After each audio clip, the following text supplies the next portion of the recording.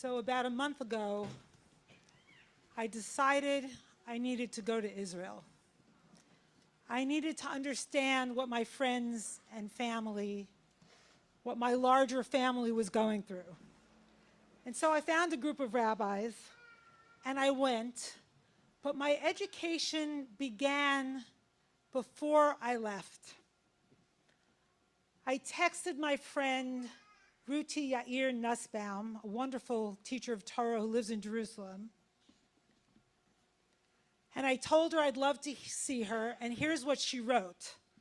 I've translated this into English. She said, "Indeed, life is very, very hard.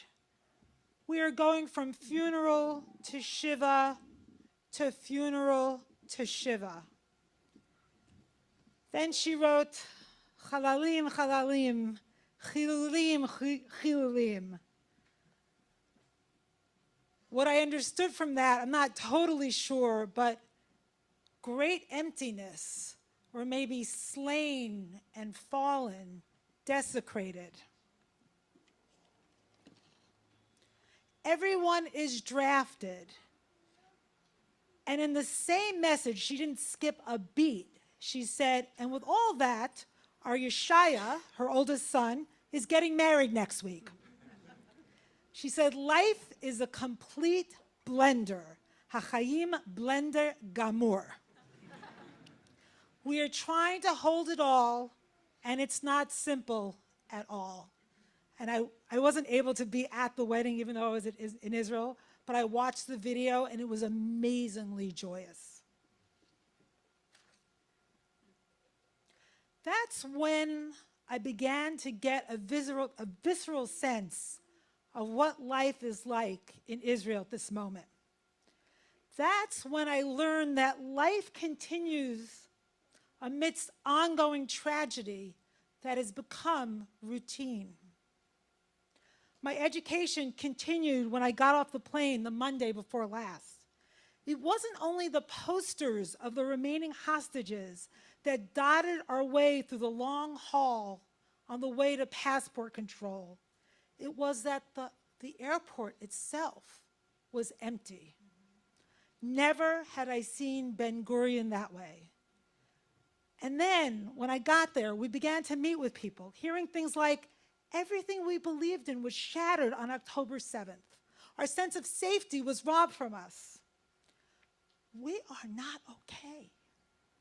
We are like broken vases mended together by glue. And again, I heard this. We have no choice. We must protect ourselves. Everyone we met knew someone or knew the family member of someone who was massacred or brutalized or kidnapped on October 7th. All my friends' children are serving in the army. This is a country besieged. This is something I couldn't really quite get before I got there. What I saw was not PTSD, not at all. There's nothing post about this trauma. This was pure trauma with no space or time for healing, for recovery. Instead, people were experiencing loss after loss, sustained anxiety, and ongoing horror. As my friend Ruti said, from funeral to Shiva to funeral to Shiva, with constant missile attacks, with new information about the atrocities committed on October 7th, revealed day after day, intensifying the horror, the grief.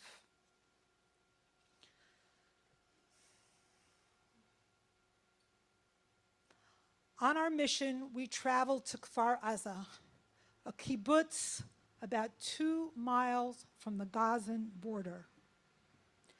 This kibbutz was described once upon a time as Gan Eden, as the Garden of Eden, and it was in ruins. On October 7th, about 50 people were murdered and 17 people taken hostage.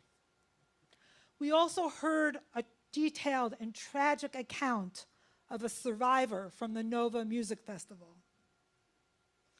We heard from family members of hostages who've received no information, no clue as to their family members' whereabouts since October 7th. It was our hope that being there, bearing witness, would bring just a small bit of comfort to the people we met. And people kept thanking us for coming, as if we were the heroes. Somehow it meant so much to them that we just showed up. It's as if the entire country is sitting Shiva, and no one is coming to make Shiva visits. But we also bore witness to something else. Something which I talked about last Friday night at a shul in Jerusalem called Kol HaNeshama. We bore witness to extraordinary love, devotion, and strength. We saw the rising up of civil society at a time of abandonment. We visited a massive complex in Omer with scores of volunteers cooking hot meals for soldiers and preparing comfortable places for them to sleep just so they could have a few days' respite. A large sign on the welcoming tent said, "We are wrapping you in love." We went to Tel Aviv and toured a huge effort by Achim LaNeshek, Brothers in Arms, who collect and distribute much-needed items for soldiers. We went to Hostage Square, Kikar HaChatufim in Tel Aviv, and prayed for the release of the hostages. We witnessed abandonment and we witnessed care. We saw endless love in action. We witnessed people standing up for the soul of Israel. So what does this have to do with the parsha? We are now in the last parsha of Genesis, right? Vayechi, in the last week of the secular year. It strikes me that this is an especially painful book, this book that we are closing. This is not a book where brothers and sisters stand up for each other. I mean, think about it. Just go through your head for a moment. Cain kills Abel. Ishmael and Hagar are exiled into the wilderness. Jacob steals a blessing from his brother Esau, who wants to murder him. And then Joseph, poor Joseph, thrown into a pit by his brothers, and then he's sold in slavery to Egypt, and they don't think about him for years until their hunger, because a famine ensues, brings them to Egypt.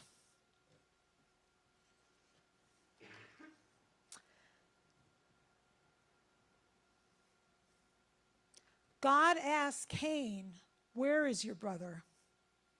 after he murdered him. He said, "Lo yadati," I don't know. "Hashomer achi anochi," am I my brother's keeper? As if that was a ridiculous thing. This whole book of Genesis, brothers and sisters are not one another's keepers. Except for maybe Joseph, who fed and took care of his family. As we bring this book full of violence and deception and treachery to an end, I yearn for a new story. I yearn for a new book. I yearn for brothers and sisters who stand up and say, "I am my brother's guardian. I am my sister's guardian. Ani hashomer. Ani hashomeret." And lo and behold, we are blessed to open up a new book. A book called Shmot, Exodus, a book of liberation. That is our book in 2024. And we find a very different story of shomrim and shomrot, of guardians, of brothers and sisters who stand up for each other. Miriam watches over her baby brother. Moses, who doesn't want to accept the mantle of saving his people because he has no words, and God says to him, wait, Aaron, he has words. And he actually says something really interesting to him. He says, "Aaron's coming now. He'll be happy to see you." Do you remember any brothers in the book of Genesis that are actually happy to see each other? Miriam is the sister of her imperiled baby brother. She's identified only as the baby sister, no name, because she fulfills the role of being a sister, of being a shomeret. She stands watch over him until she knows he is safe, until she knows he will be taken care of. But there's more. This book goes beyond being a good brother or sister. This book begins with midwives, hamiyaldot ha'ivriot.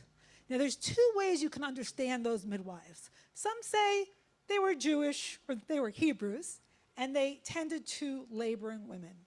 And others say they were Egyptian, and they defied the Pharaoh in saving the children of these Hebrew women. Right? They somehow transcended their identity to save the babies of the enemy. And there is, of course, the daughter of Pharaoh, right, who has pity, who has compassion, vatachmol, right? She has chemla, she has compassion for this little infant Hebrew baby. So it's not only brothers and sisters. The book of Exodus gives us people who somehow reach across boundaries and have compassion for one another. And even Moses, when he runs away from Egypt because he's going to be found out and killed by the Pharaoh, he ends up in Midian, and he protects these 7 Midianite sisters from these shepherds who are harassing them.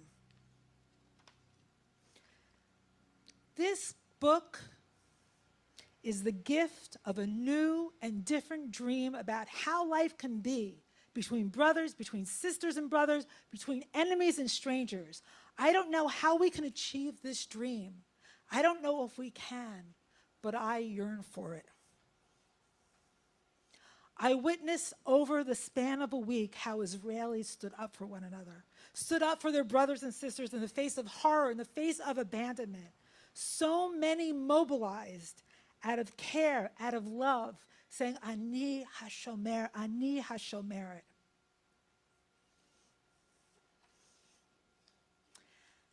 And I will tell you that so many people I met and my friends said, I have no capacity for compassion right now.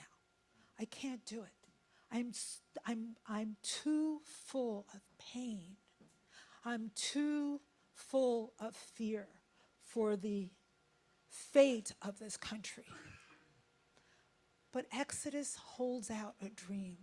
Exodus holds out a dream of not only standing up for the brother, for sister, but compassion for the other. And I'm wondering now, as we end this book of Genesis, as we end this cycle of violence, as we enter this new book of liberation, how much can we hold in our hearts? My friend Ruti asked me, she said, Lo levaker, levaker. Don't criticize Israel, visit Israel. And I told her, I don't want to criticize, I want a new dream. And she said, we all need a new dream. That old new dream is the book of Exodus, is the book of Shmot, is the book of potential liberation.